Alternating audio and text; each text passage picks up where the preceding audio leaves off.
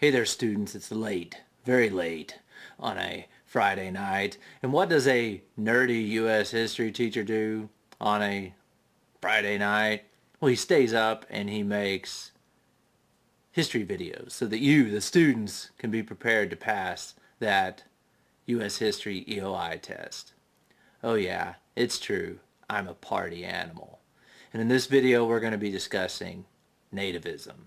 Alright, so here we go, nativism. Now this is a very, very, very big topic. This is a very broad topic, and it's one you had better understand if you stand any chance of mastering one of the main objectives in this EOI test. Now nativism has been around for a very long time, and it really starts heating up, showing up in the 1830s, really into the 1840s, when the United States of America was getting a huge number of Irish immigrants moving into the United States of America. And it's been a steady through line throughout U.S. history really since then. And in fact, it plays a huge role in U.S. politics still to this day. A massive, massive role. And really, since this is a nation of immigrants, we've always had immigrants. And as long as you have immigrants, you're always going to have opposition to those immigrants. So what exactly is nativism? Well, the textbook I was looking at refers to nativism as favoring native-born Americans over immigrants. So anyone who was actually born here in the United States, they tend to favor politically and economically when it comes to jobs and who they hang out with and so on and so forth. They're really comfortable with the native-born Americans, but they're not so comfortable with the immigrants, particularly if they come from different ethnic, religious backgrounds. But the term you really need to look at was one I did not see anywhere, at least in this section of the textbook I was looking at. And it's going to show up down here at the bottom. That is the word xenophobia. Now, it's a funny word, and most people have no idea what it means when they see it. But this is what I would call one of the, any word that's got phobia after it, I kind of noticed there's a tendency for it to be a very clumsy definition. And if you look down here at the bottom, it says an intense or irrational. So it can either be very strong or just make no sense at all. Dislike or fear. So it can be an intense fear, an intense dislike, or an irrational dislike, or an irrational fear. And this is a very clumsy definition of people from other countries. So this can get pretty complicated. In other words, it can sometimes be an intense rational fear or an intense fear or an intense, it gets confusing. But basically, to break it down, it's someone who does not like or does not trust people from other countries. And that's pretty broad, because some people can be xenophobic against certain cultures and not others. So it's a very clumsy definition, but if the word ever shows up, just suffice it to say it means you don't really feel comfortable around people from other countries. And since the United States of America is the great melting pot, we've always got immigrants coming in. So nativists throughout the history of this country, really since the 1830s, are going to argue against immigration. They're going to be like, we have got to restrict the number of immigrants coming into the United States. Usually they're going to say, oh, they're going to destroy the country, or they commit crime, or they take all the jobs, or they drive down wages. It's usually some mixture of all these things. They're undermining the democratic principles of the country. Oh, they're not like us. They don't look like us. Well, they have different religion, or whatever.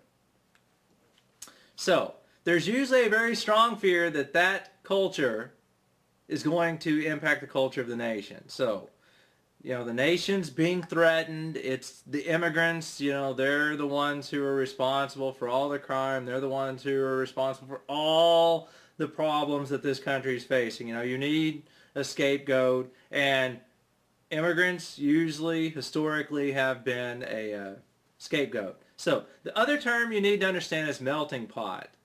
Most people see the United States of America as a melting pot. This was kind of a unique experience. And really in the early years of this country, we had pretty unrestricted, there almost was no immigration policy until well into the late 1800s, when you start seeing stuff like the Chinese Exclusion Act and the Immigration Restriction League and stuff like that. And it's really well into the 20th century before you start getting very firm policies when it comes to immigration. So historically, we've always had a large number of immigrants coming in. Now, where these immigrants come from tend to shift. It used to be exclusively Irish, and then Irish and German, and then later you're going to get Chinese immigrants, then from Southern Europe, then you're going to get them from Latin America. So we kind of go through these different phases, but we've always had a pretty good mixture of people from different cultures and different races and different religious backgrounds coming into the United States. And the melting pot basically means you come in and you create a new American culture and identity. There really isn't an American culture or identity. We're very good at doing two things. One is bringing in the immigrants from a rich array of backgrounds, and then we're really good at taking parts of each of these cultures and kind of creating a unique American culture. I mean, you see it in stuff like Cinco de Mayo. The United States seems to celebrate Cinco de Mayo more than most people in Mexico do. St. Patrick's Day, Halloween, stuff like this. So this melting pot, has its definite positive side to it. And when it comes to the melting pot, the more, this is very important, the more reluctant that an immigrant group is to adapt to the American culture, that'd be the English language and blending into all that other aspects of our culture. If they basically try to hold on to their native language and most of their native customs, particularly if it's really different from the customs of mainstream American society. When you have a large number of people doing this, the anti-immigrant sentiments are going to rise. In other words, the boat's going to start to rock. So in the early part of U.S. history, when you had a lot of English people, in the English colonies, this wasn't that big of an issue. When you start bringing in the Irish, you're going to throw in this whole English-Irish thing. I don't know how much you know about the background of those two, but the Irish were typically oppressed by the English. The Irish were Catholic.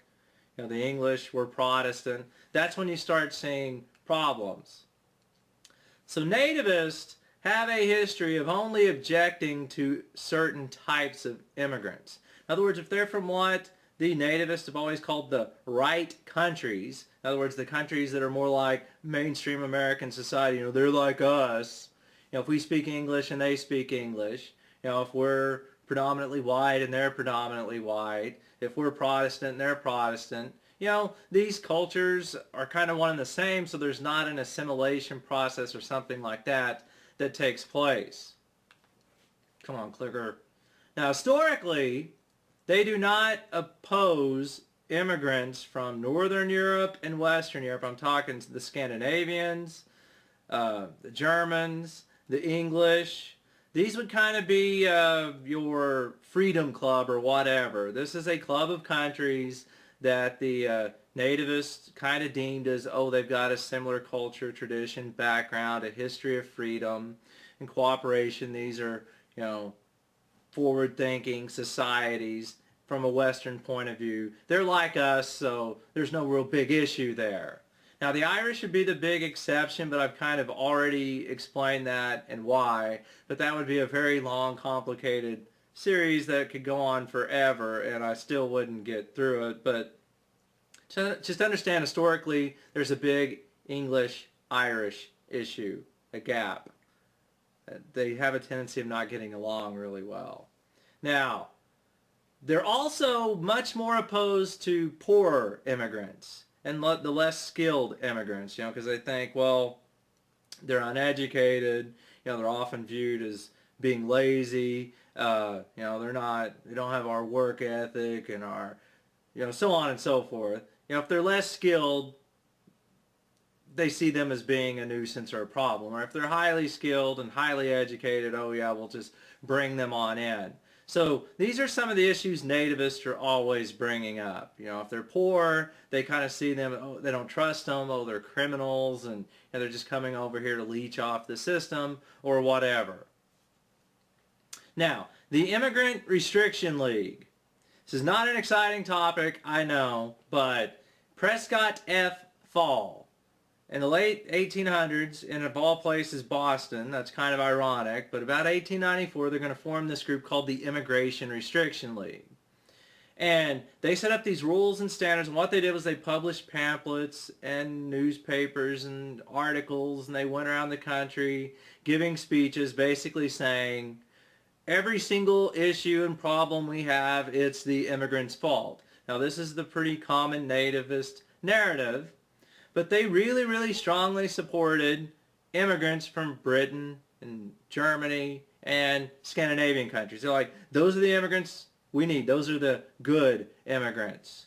And yeah, like I said, these immigrants would have a much easier time assimilating in American culture. People would trust them more because they were of that, the majority American population's, ancestry and lineage. So they're going to say, oh, we're comfortable with them.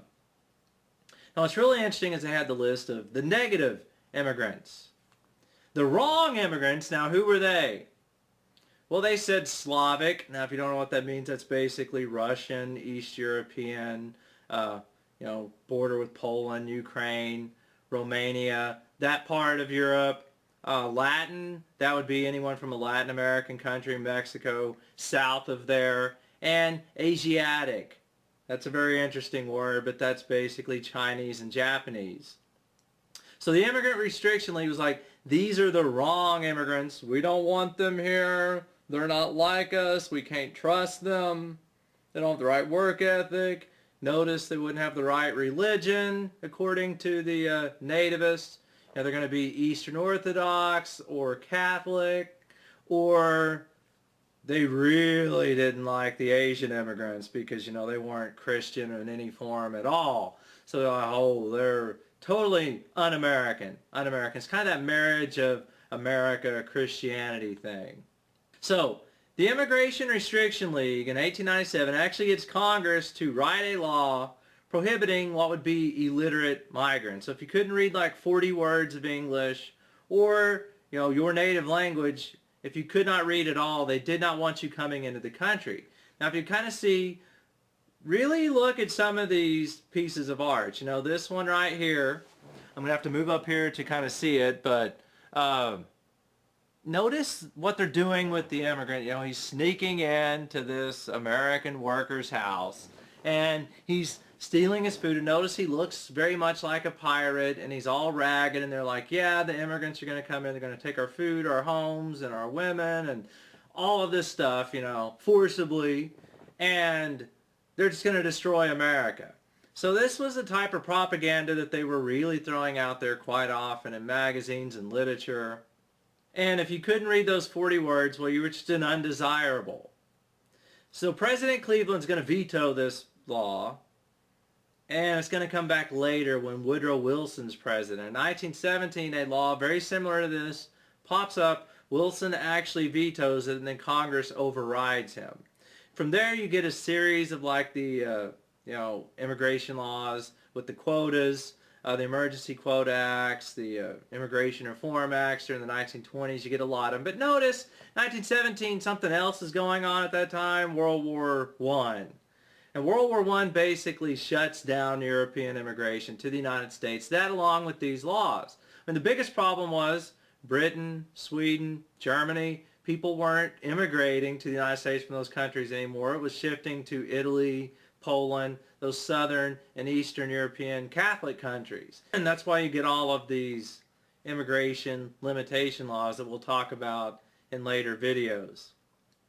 Now religion is very important here because, the United States of America historically has been a Protestant country, and, it was founded by mainly Protestant founders because they were English colonists. The Nativists are always, always, always concerned about this issue. And you see it with a lot of Nativist groups like the Ku Klux Klan in the 19-teens and 20s. They really preached the United States is a white Protestant country, and we need to keep it a white Protestant country, and we shouldn't allow other groups in because, they're destroying the purity of the country. So religion often played a very extreme role. an American living today would have a hard time understanding how anti-Catholic the United States of America used to be. And even John F. Kennedy in the 1960s, they didn't think he could win the election. A lot of people argued that he couldn't, because he was Catholic. So religion played a very, very big role. So the Nativists, they wanted that Protestant immigration, but what happens when people from Protestant countries stop wanting to come to the United States? This played a huge role in the Chinese immigration. I mean, a lot of the, again, mainstream majority Americans didn't know what to make of the Chinese. If they're Buddhist or Taoist, or, they viewed them as atheistic or not believing in God at all. Because the Chinese had it rough. I mean, they looked different. They had a completely different language group, had a completely different culture and religious background and everything. So they really, really didn't trust the Chinese. But the Roman Catholics, as I said, really had it harsh, particularly the Irish coming in the 1830s and 40s. The Jewish immigrants were discriminated against quite a bit. In fact, the Jews faced some really harsh immigration. And the Nativists were always like, oh, they're undermining, America. They're undermining the democratic institutions because they were from countries and cultures with different types of backgrounds.